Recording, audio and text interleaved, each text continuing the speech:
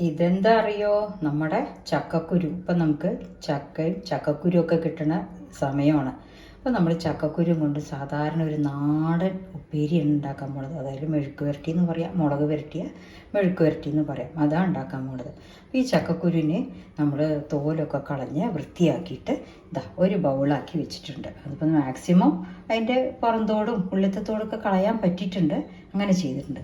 ഇനി ഇതിനെ നമ്മൾ ഈ ചക്കക്കുരുവിൻ്റെ നേരാക്കിയതും മുളക് പൊടി, ഉപ്പ്, മഞ്ഞൾപ്പൊടി, ഒരു കൊത്ത് കരിവേപ്പിൻ്റെ ഇല ഇട്ടിട്ട് കുറച്ച് വെള്ളം ഒഴിച്ച് 2-3 സ്റ്റീം വയ്ക്കുക. ആ സ്റ്റീം ആക്കിയ ശേഷം വെളിച്ചെണ്ണയിലാണ് നമ്മൾ വറുത്തെടുക്കുക. നല്ല ഡ്രൈ ആക്കി എടുക്കണം. നല്ല സ്വാദം അത് കഴിക്കാൻ. ഇപ്പോൾ ഹെൽത്തി ആണേലും അത് എരിവില്ലാതെ കുട്ടികൾക്ക് ഉണ്ടാക്കി കൊടുക്കാം, വയസ്സായവർക്ക് ഉണ്ടാക്കി കൊടുക്കാം. എരിവ് വേണ്ടവർക്ക് നമ്മുടെ ഇഷ്ടത്തിന്, എരിവ് ഉപ്പൊക്കെ നമ്മുടെ ഇഷ്ടം. അത് എപ്പോഴും ഞാൻ പറയണ മാതിരിയാണ്. സാധനങ്ങൾ ഇതൊക്കെയാണ് എടുക്കുക കേട്ടോ. ഇനി നമ്മൾ അതിലേക്ക്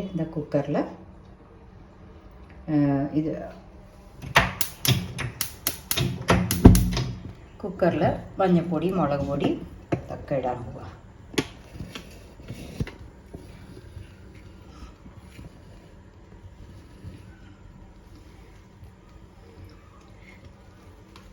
ആദ്യം നമ്മൾ ചക്കക്കുരു ഒരു പാത്രത്തിൽ ഇട്ടു. ചക്കക്കുരു ഇടുക. അതിൽ ആവശ്യത്തിന് മുളക് പൊടി, ഇതെല്ലാവരുടെയും ഇഷ്ടംമാതിരി. അധികം വേണമെന്നുള്ളവർക്ക് വേണം, വേണ്ടെങ്കിൽ വേണ്ട.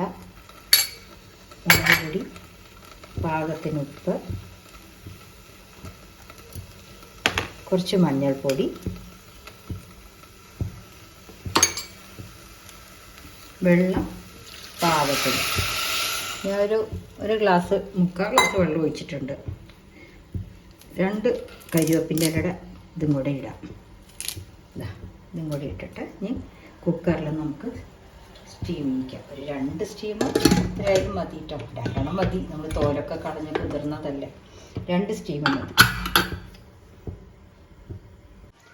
നമ്മുടെ ചക്കക്കുരു ഇപ്പം നന്നായിട്ട് പാകമായിട്ട് വെന്തിട്ടുണ്ട്. ഇനി നമ്മൾ നല്ല ചീനച്ചട്ടിയിൽ വെളിച്ചെണ്ണ ഒഴിച്ച് കരിവേപ്പിൻ്റെ ഇല ഇട്ട് അങ്ങനെ തന്നെ ഡ്രൈ ആക്കി എടുക്കണം കേട്ടോ. ഇനി നമുക്ക് ഇതിൽ കുറച്ച് കരിവേപ്പിൻ്റെ ഇലയും വെളിച്ചെണ്ണയിൽ കുറച്ച് കരിവേപ്പിൻ്റെ ഇല ഇട്ട് കടുക് താളിക്കണം എന്നുള്ളവർക്ക് താളിക്കാം. അല്ലാത്ത സമയത്ത് വെറുതെ ഇട്ട് മെഴുക്ക് വരട്ടിയാലും മതി കേട്ടോ.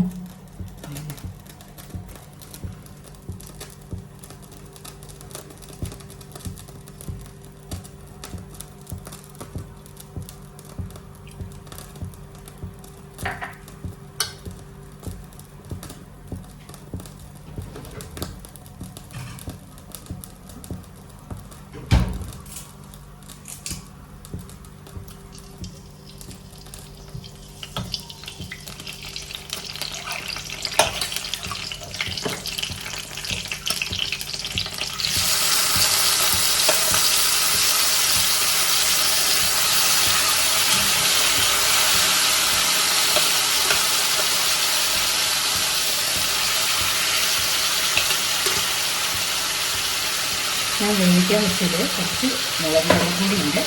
അതും കൂടെ അതിലൊഴിച്ചിട്ട് അത് ഡ്രൈ ആവണം. ഇത് നമ്മൾ കളയണ്ട, കാട്ടണ്ട.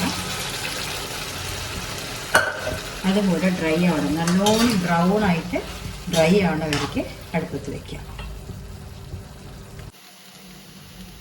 അങ്ങനെ നമ്മുടെ ചക്ക ഉപ്പേരി റെഡിയായി. അതുകൊണ്ട് നന്നായിട്ട് മുരിച്ചിട്ടുണ്ട്.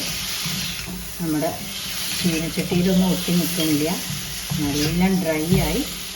ഇത് നമുക്ക് കഴിക്കാം. ചൂടോടെ സ്വാദോടെ കഴിക്കാം.